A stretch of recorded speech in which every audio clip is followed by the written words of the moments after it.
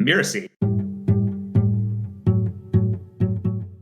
So there has to be a balance between being able to show that people are making some type of concrete progress and feeling better or feeling excited about where they're going in a reasonable time frame, and balancing that with a longer term view, which is important for sustainable change.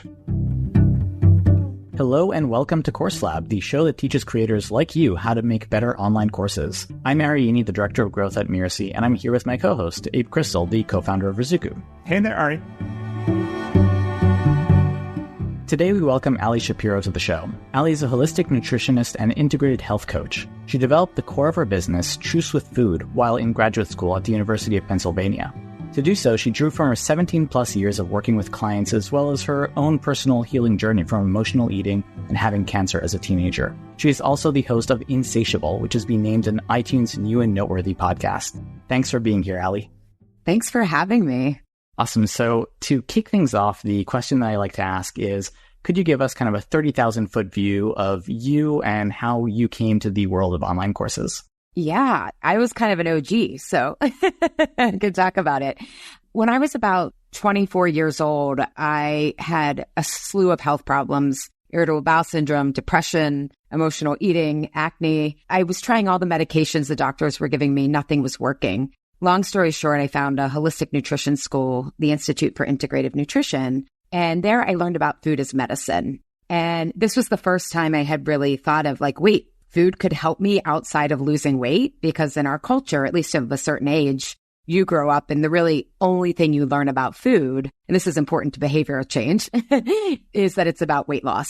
And so that's the way that you're making meaning about everything. And I realized that I could use this to heal myself. And this was 20 years ago. So it was before functional medicine was language we all know, gut health, blood sugar. None of this was in the collective consciousness at that time. And I was able to reverse my depression, my irritable bowel syndrome, my acne, all this stuff. And I was like, the doctors, why am I doing this when my doctors have, nothing to offer me? How do I know this? And I felt amazing. I then started my business on the side, and I started seeing does this help other people? Because basically at the time what I was doing was helping people get off processed foods. That was all that it was. But after about the fourth session, we stopped talking about food. And people would get into the emotional stuff. And I didn't know what was working, what wasn't working. Why would some people change, other people wouldn't? And then in tandem, I would find myself really eating well, except when I was stressed. So in the cancer world, we call it scanxiety season. When you're going for your scans to find out, do you have secondary cancers? Are you still cancer-free? And I would overeat sugar and binge on sugar. And I'm like, I now know that sugar feeds on cancer. Why am I doing this? And there were other times when I was building my business and all this stuff. And I was like, why can't I keep this up? I don't understand. I'm smart. I'm disciplined. I'm hardworking. And I basically took this same systems approach to my health symptoms that I did to my behavioral change. And I said, what if me falling off track actually made sense? What is the deeper root issue? And from there, I really realized, I think, what is the missing link in especially health changes, especially exercise and diet, which in our industry, if you're in our industry, it's an open secret that sustainability is not figured out in our industry. Talk to any trainer, they will tell you that. Talk to any dietitian. And so I really figured out for food stuff, the root of it is really about attachment and belonging and safety. And so people turn to food when they feel unsafe, specifically isolated, separate from people and the things that they want in life. So that is what I created in grad school. And I've been in business now successfully for 17 years, in October full-time, as a health coach and podcaster and all that stuff. So that's kind of the 30,000-foot view of how Truce with Food, which is my flagship program and my methodology that works on sustainable change, came to be. Awesome. So I have a lot of questions around this piece of sustainable change, because I think that's of course, in your industry specifically, but in general, in the world of online courses, that's can be a struggle. But before we go there, I do want to just hear a little bit more about your program. So can you tell us a little bit more about Truce with Food? Yeah. So Truce with Food actually started as an in-person program and it was 6 weeks. And at the time, and this is important probably for our conversation later on, it was just giving people information. Again, this was 18 years ago. For people listening, you have to understand newspapers didn't have health sections. There's no social media, right? I was teaching people what we call in the change world technical information, like gut health. 90% of your serotonin is made in your gut. How you eat at one meal sets you up for the next meal. How hungry, satisfied, that's blood sugar. Because at the time, people thought only diabetics needed to worry about blood sugar. So I was giving people just technical, real concrete information that they had not had access to before. And then what I realized is in a group setting, there was real power in the group. And people also, again, they would start to make these changes. We would add in foods, give them the information. But the same thing was happening around the 4th session I had with my private clients. Okay, I know what to do now, but why am I not keeping that up? And so that's where Truce with Food, the course, came out of. And at the time, again, it was early in the online world. I then decided to bring it online as a course. And with my work, what I'm really trying to do, first of all, because change is a longer term process. I know on your podcast, sometimes you talk about quick wins, and that is so important. And for my clients, the quick win is actually a mindset shift. It's a mindset shift that your crazy eating, your eating that feels out of control actually makes sense. It's not a willpower or discipline issue. And you don't need more information anymore. This is not a more information is going to help you type of challenge. It's what's called an adaptive challenge in the change world.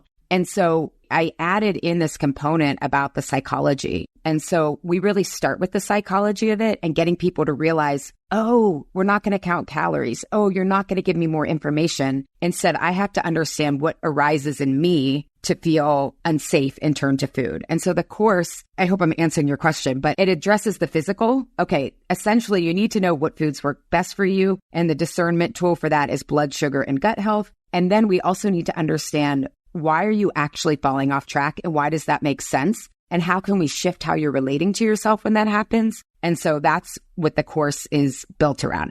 So I guess what I'd be curious about is, for the course creators who are listening to this, the practical pieces around supporting mindset shift, supporting kind of helping people understand the foundational pieces that they need to change in order to be successful in whatever the transformation is that they're trying to create for the people that they're working with. Yeah. Well, I think the first thing is taking a philosophical step back and realizing that there's a difference between what's called technical and adaptive change. Dr. Ronald Havitz, who is at the Kennedy School of Leadership at Harvard, says the biggest mistake we made is we put adaptive challenges into technical solutions. So what most people are doing when they're trying to help people change is they're giving them more information, right? More information to learn. And if you can Google something like, how do I fix my leaky faucet? How do I run a 5K? All of those things you can Google, and you can outline the steps to help you change your behavior. But most challenging change problems, whether it's health and wellness, whatever change you're looking for, is really what's called an adaptive challenge. And in that process, the known solution isn't known yet. So as course creators, you can imagine, it's like, what do you mean it's not known? I have to guide people. But what we're really looking to do is change how people show up. Because what is a good behavior will depend on the context. So for example, in my field, intuitive eating might say, make everything legal. Every food that you eat, it's okay to do that. The behavior change is not to restrict, right? However, sometimes if people are metabolically unhealthy, if they're blood sugar sensitive, if they're eating that cake for reasons other than they really want it, that same behavioral change to just eat the cake is not really going to serve them. So in adaptive change, you're actually helping people change how they show up. You're teaching them how to tune into themselves and become their own leader and what the actual behavior needs to be in a situation, rather than focusing on, okay, here's what you're going to do every morning. Because especially when it comes to body stuff, when it comes to people who are caregivers, your life changes all the time, right? So trying to stick to a protocol or trying to focus on what is good or bad actually doesn't work. So the tactics are, how do you teach people to go with flexibility? How do you teach them to focus on momentum, not perfection, of following your 5-step plan? the thing that comes up for me is, for a lot of course creators, they're experts in whatever technical thing they're experts in. What is a good way for them to identify what is an adaptive challenge versus a technical challenge so that they're able to support people in the best way possible? Yeah. Well, like I said, basically, if someone could Google how to do what you're teaching, that's a technical issue. The issue is I just need more information. The course creator is the expert. I learned from that. There's a lot of courses that you need to learn. If you're trying to learn Qigong, most people don't know how to do Qigong. So I'm not saying one's better than the other. It's just the right fit. Sure. Yeah. But if you are working with people who are like, I've hired 5 other people and now I'm coming to this course, how is this going to change me? You're probably looking at adaptive change. So some of the qualities of that are the problems are easy to deny or resist. Okay. So in my field, people are like, oh, maybe I just need a better nutrition plan. Maybe I need a different way to work out versus, wait, what's really going underneath when you don't want to take great care of yourself? The solutions can't be taught. You need to experiment and live into the answers, which will be ever evolving. And so those are some of the qualities of adaptive change. And the best type of relationship there is not that the course creator or the expert is the expert, but more you're a mentor and you're helping people uncover these things themselves. Again, to bring it back to a very practical example, most people at this point with this information explosion do not need to know more about nutrition. What they need to do is expand how they understand why they're eating and that kind of stuff. So you're really helping people in adaptive challenge expand their lens, deal with more complexity. And that's often how you know what an adaptive challenge is. Awesome. Very helpful.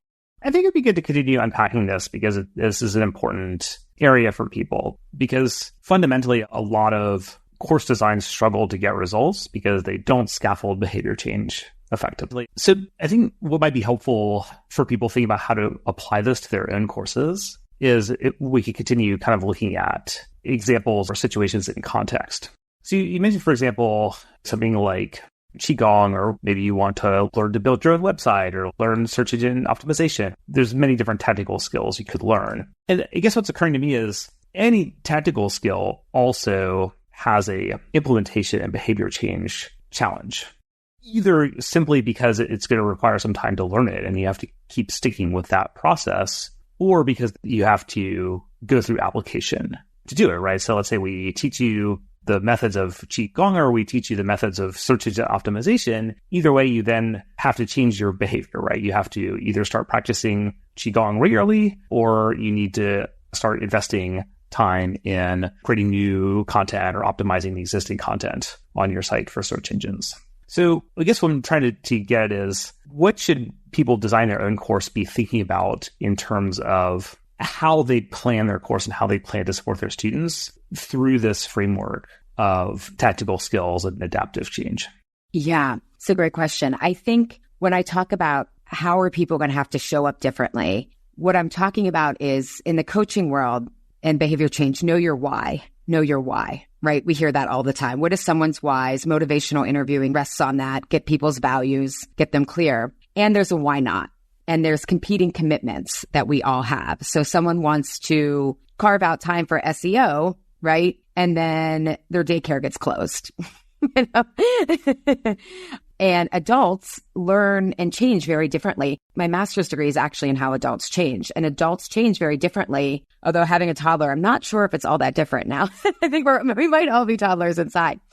But adults, they have different identities that they're trying to uphold, right? So I want to do SEO, but I want to be a good parent. I want to have time to go grocery shopping, but I got to work because it's my busy season and paying my bills is more important right now. This is the bird in the hand. So ultimately, an adaptive framework is you're looking at the stories underneath the why not. Why does it make sense that you can't change? And what's the protective resistance to change? And it's an adaptive challenge because you have to look at, really, in this case, how am I defining a good or bad parent? How am I defining a good or bad worker? And what you have to do is get people to unpack that and realize that they have very rigid ideas, right, of understanding what is good and bad. And they have to learn how to be more flexible in terms of how they're defining those identities that they really like about themselves and they want to uphold. The framework is definitely helpful. So maybe we could make that sort of applicable for people. So if someone came to you and they were like, yeah, I really been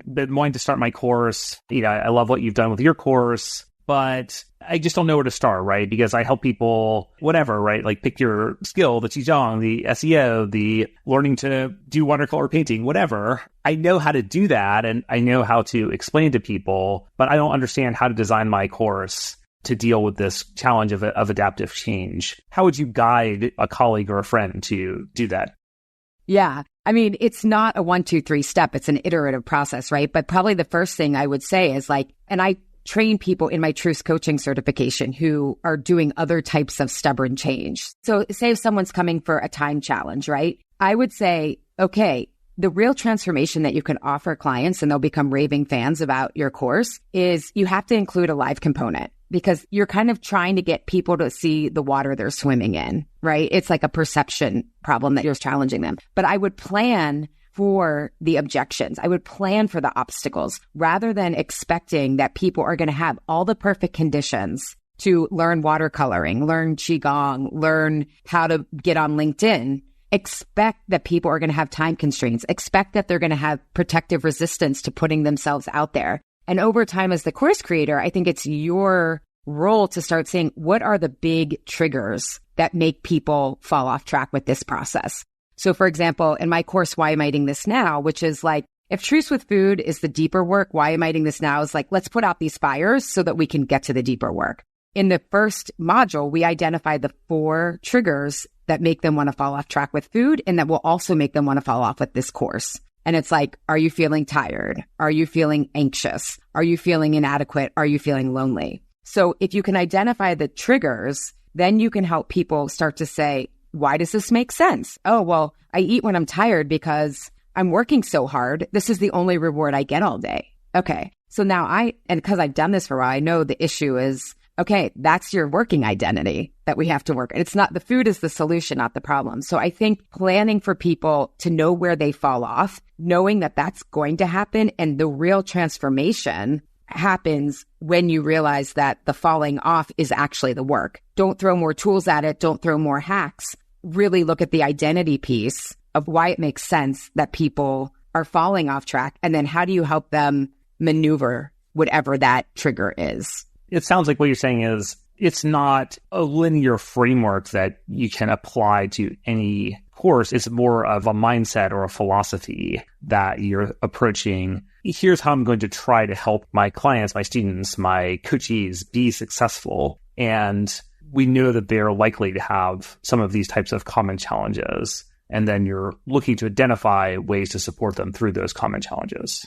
Yeah. And this is another tactic that might help. In my Truth with Food course and my Why Am I Eating This Now course, before we even start, we do what I call as a second win exercise. A lot of what we know about goals is just, it doesn't work for the world that we're in that is always changing and everything. So the goals that we set in Truth with Food are, how do I show up goals? I want to be someone who doesn't use food as a reward. I want to be someone who finds rewarding ways to take care of myself. It's not I want to lose 10 pounds. It's not those technical end goals. And so we do the second win exercise to say, okay, visualization is great. I know the outcome you want, but what is going to get in your way? And we do that before the course even stops. What happens when your kid gets sick? What happens when you're going overtime, right? What do you tend to do when that happens? And how can we support you when that happens? So that's a tactic that people can use of again, getting people already to think about, I'm not going to do this perfectly. This is real life. And some people are oh, if I put this on my calendar, then people can't schedule me. People will start to come up with their own solutions, but it'll be different for everyone because everyone's going to have different triggers and their own unique life experiences, which is what makes it adaptive change, is you're really meeting the person where they are, not with the perfect plan that you have for them. Yeah, this has been fascinating and super powerful because I feel like this is a place where course creators often get stuck. And it is a barrier for themselves because they don't know how they will deal with the challenges that people come up with. And it sounds like essentially what you were saying is that they need to be adaptive in the same way and just deal with it as it comes up. And that is okay. But this is a learning process for everyone involved. Yeah. And another tactic, which, as we're talking about this, that I have found to keep people in the game is when you bring up that, hey, you're going to fall off, right? Especially around food and body, there's so much shame because what they're used to doing is they come to someone and they're like, I didn't do the meal plan you gave me, right? They either don't show up and they ghost. And what's happening with people who are learning probably Qigong, learning nutrition, whatever, there's this like, I don't want to disappoint the course creator. I don't want to look bad. And nobody can really learn when they're in guilt or shame. And so by bringing forward being like, you're not going to do this perfectly. There's no grade here. They're bringing all the baggage of former teachers' authorities to you, right? So when you say, hey, it makes sense that you fall off track. Hey, we're going to plan for that. It's like, oh my God, I have room to experiment. I'm starting to repair this, like you're the authority that's going to fail me. And that's just not a great place to learn. So you're even establishing the relationship, but also the other component, because I have like a 90% completion rate in Truce with Food. Yeah, it's unheard of, but part of that is also the community. And so there's a difference between a group and a community. And I think groups are kind of like, oh, we're kind of all together. But when you create this safe space where people can share where they're struggling, that life isn't perfect, that they're on this learning curve, and you create a sense of what's called psychological safety, because adults need that. And you set the tone that you're not going to go from like A to Z. What all of a sudden starts to happen is the group starts sharing how they're struggling. And that connection keeps people in the game because they're not in guilt or shame. They're like, oh, you're struggling too? Oh my God. You know, my Truce with Food group last month, like 4 people were like, oh my God, I'm eating sugar again, which is totally to be expected. And I'm like, yeah, this makes sense, you know, and then 4 people are melting down, but then one person's like, well, this is complex and I'm learning new stuff and I'm not here to learn all the same old shit I learned in other programs. But what kept them in the game was 3 other people were struggling. And so they were able to air it out more. And then I could help them rather than them being buried in shame. This is the muddle of change. You know how like in a novel, you have the beginning and end and you don't really remember the middle? That's what happens in change. We just like muddle through it. We're like, this is messy. And so by building it in, the expectation that you're not going to get it right and that you're going to need a second wind, it just that it repairs the relationship with not just, they may not have a bad relationship with the course creator, but they're bringing a lot of old authoritative baggage to your course. To education in general. Yes. Yeah. I mean, so many of my clients, their eating started when they were struggling in school and the teacher was like, I don't have the resources for go out in the hall. You're being disruptive. That was kind of the benign neglect approach to education. And so people bring that to your course and it's not about you, but it ends up affecting their performance within the course. And so coming into it, just aware of that and planning for it in the way that you can plan, which is things are going to come up and that's okay. Yeah. Yeah. And like, you know, again, some people it's putting their calendar on. It's like, hey, do you need to talk to your partner about, I'm sorry that I'm going to be taking some time away for this, but let's get clear that I'm doing this and this is the expectation. How can we split responsibilities? Like some of this stuff is really easy just to account for. It's just people have to think through it and then they can get to the more challenging stuff. Very, very cool. This has been super, super helpful. Oh, I know it can be abstract, but it's like because adaptive change does take like 1 to 2 years. It's a developmental process. You're getting people to be more flexible in their thinking. In nutrition, everyone ties everything back to weight loss. And then that shame stops them from changing their behavior. And so we need to take at least a year to get them out of tying everything back to, well, this doesn't count, right? Like, well, I'm not going to walk because it doesn't count. What they're really saying is this isn't going to create weight loss for me. But it's like, okay, but that's shame-based motivation. How can you connect walking to, I think more clearly, I'm more patient with my kid. And so adaptive challenges, that's really what you're doing. And it takes a little bit longer of a time. So it's hard to sometimes say like, what are the top 3 things to do? Because you really are shifting people's identity. So I hope I provided some tactics. Yeah, absolutely. And I appreciate you saying that in that, yes, this is going to be something that people will need to work at with their students for a long time and with themselves for a long time. But these are the tactics to get you started. So I think it has been extremely helpful. And can I say one more thing too? Please. Because in my Truce coaching certification, people go through the process themselves so that they become aware of what's happening. And as course creators, we need to understand how we get triggered when clients are struggling.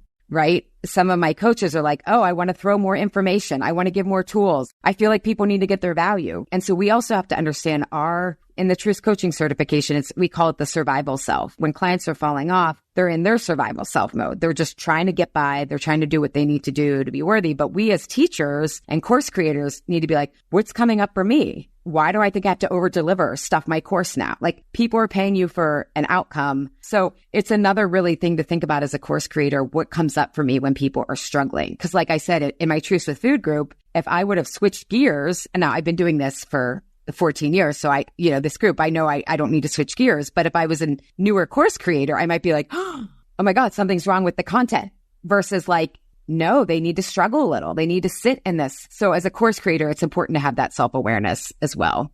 That's really helpful. Any other final thoughts or lessons learned that you would want to share with people? Yeah. Right now in course creation, there's like a trend for self-study and everything. But I think if you're working on deeper transformation, having a live component, it just is so important for people. And the group learns so much from each other. So that would just be my last tip to people, is really use other people to enrich the course. And it's more fun for you as a creator too. And better for business. Absolutely. Awesome. So the last question I'll ask is, where can our audience go to learn more about you and your work?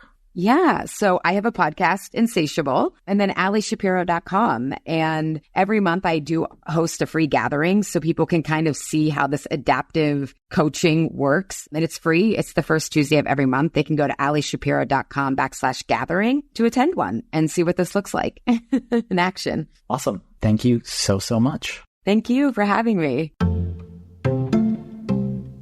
Now stick around for my favorite part of the show, where Abe and Ari will pull out the best takeaways for you to apply to your course.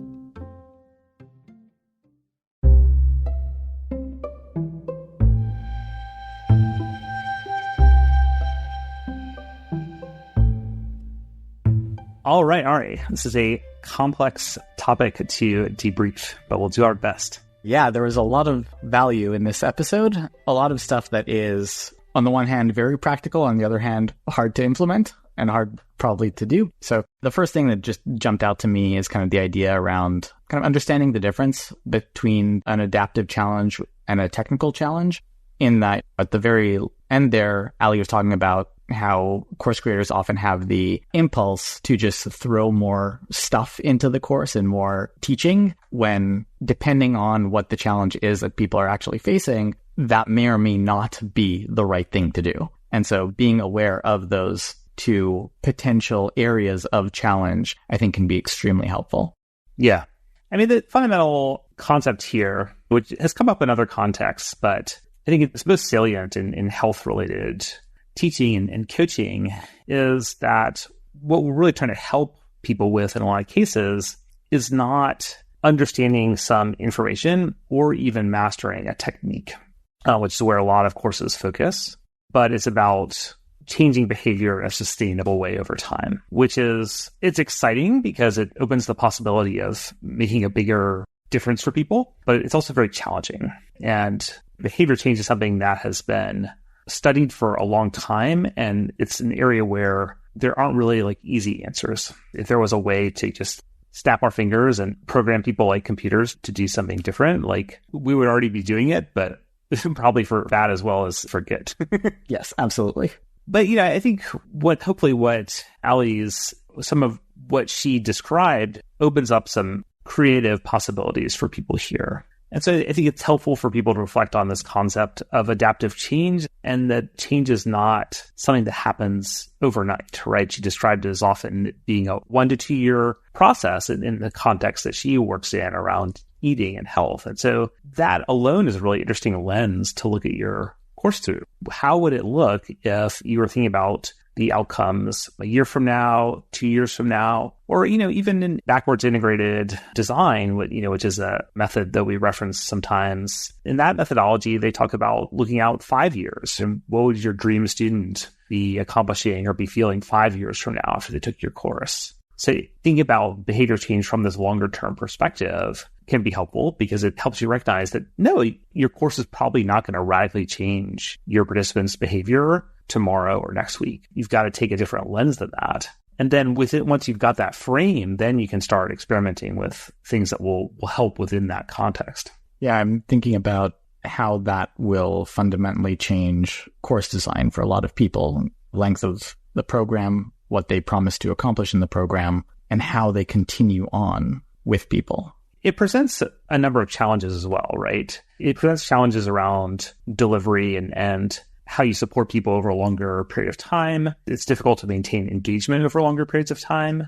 And it presents challenges around the business model and how you would offer or charge for a course. And a lot of what makes courses appealing from a marketing perspective is the ability to promise meaningful results fast, right?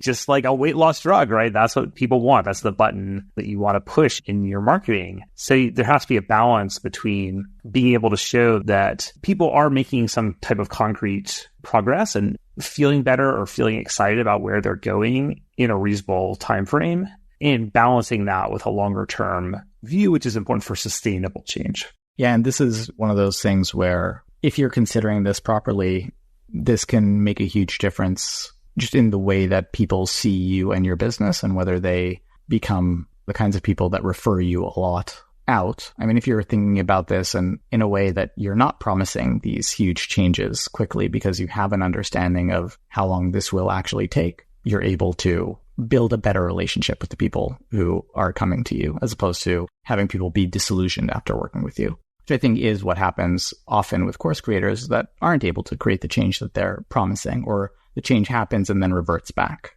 Yeah, and I think there could be confusion around this because there is a segment of the course industry, for lack of a better word, that is very focused on what are very specific short-term pain point type solutions that you can solve sort of right away with a course that's going to drill into this very specific need or pain point. And you're just going to hammer all of your marketing around that.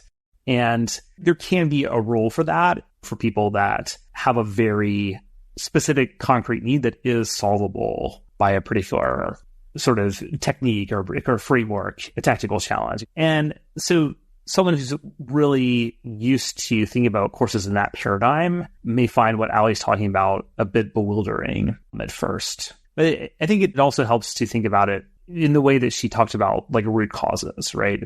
So if you think about her world of healthy eating and weight loss and sustainable health, that's an area where there's a great temptation to look for quick fixes. And the common narrative is people look for quick fixes and then they get a brief result and then they relapse, right? This is the common story about fad diets, for example.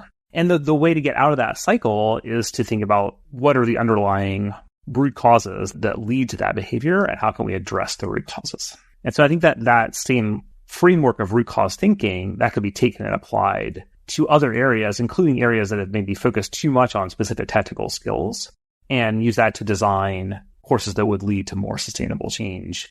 And I think that's where a course creator can really differentiate themselves from everyone else in the field by going that level deeper. And, that would allow them to potentially charge more and create more value. Yeah. Anything else that jumped out at you? Not really. I mean, there are a lot of interesting little technical pieces, the importance of community and all those kinds of things that we've covered multiple times on different episodes. So if you're listening to this, go ahead and listen to the other episodes on Course Lab to learn about those pieces as well. Or just listen to Allie again and take notes because she shared a lot of great ideas. Yep, absolutely. Allie Shapiro teaches people how to want to eat healthy in a sustainable way. Learn more at AllieShapiro.com. That's ALI Shapiro.com. Thank you for listening to Course Lab. I'm Abe Crystal, co-founder and CEO of Rosario, here with my co-host Ari Eni.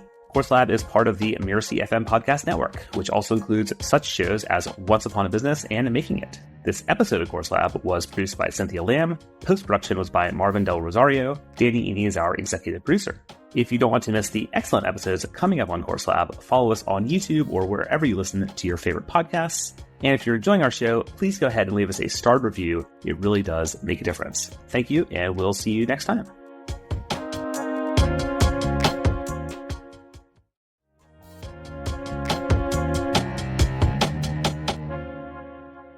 All right. Ari, who have we got coming up for the next episode? Next time we have Joe Lapine. He has a training course for translators that was successful right out of the gate. That sounds really interesting. Yep, I'm sure we will learn a lot from him.